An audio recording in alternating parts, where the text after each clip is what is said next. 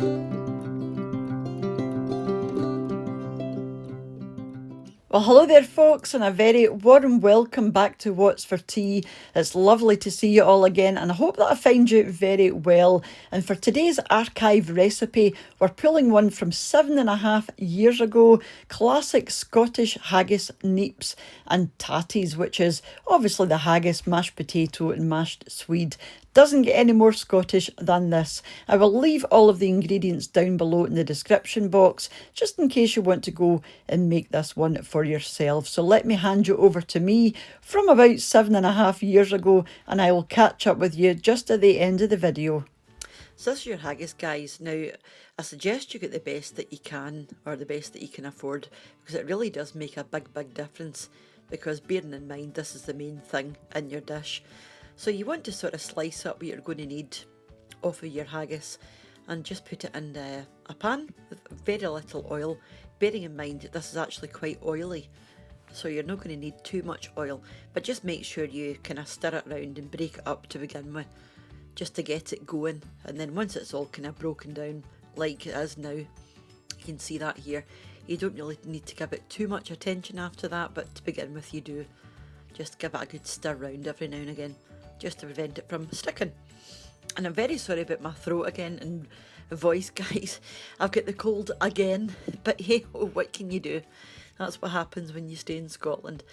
And again, you're just going to need to boil your turnip and mash it up, and a wee bit of butter, a wee bit of pepper, and just make a nice creamy mash with your turnip.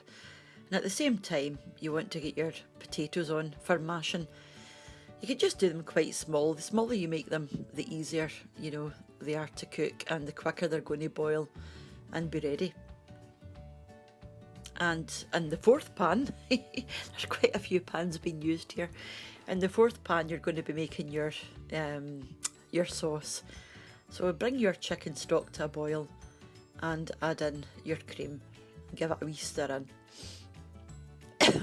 Oh, I'm sorry. Excuse me, guys. Give it a wee stir round. Before adding in your mustard, just pop your mustard in, and again give it a wee stir round.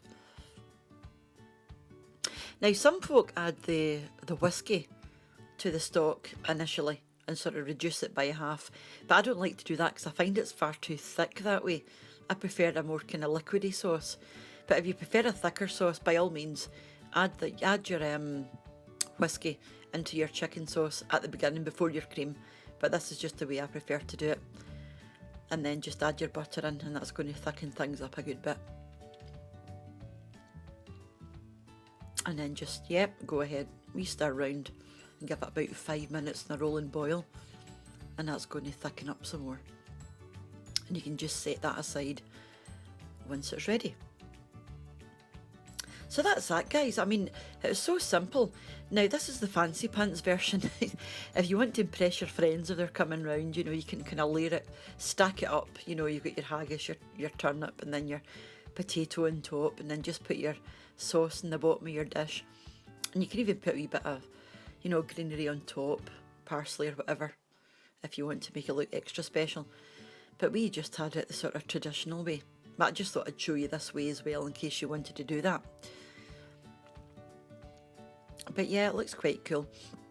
But this is the way we normally have it, which is your sort of traditional. It's just kind of side by side, and your sauce around the edges. So do let me know what you thought of that one, and thank you so much for watching. I love revisiting these old recipes because obviously you forget about a lot of them when you consider I've got about 1,400 recipes now on YouTube or videos, so you do tend to forget a lot of them. So thank you so much for watching, and a huge thank you as usual to the supporters of the channel over on my Patreon page, to the channel members here on YouTube as well, for you all for watching, leaving your lovely comments, those that have bought me a coffee using the Buy Me a Coffee link, and those that have left a super thanks donation on the channel as well. It's all very much appreciated, and I will catch up with you during the week for another wee video or 3 back here on What's for Tea. So until you choose to join me again, have a wonderful rest of your day, and I'll catch you soon. Bye for now. Bye now.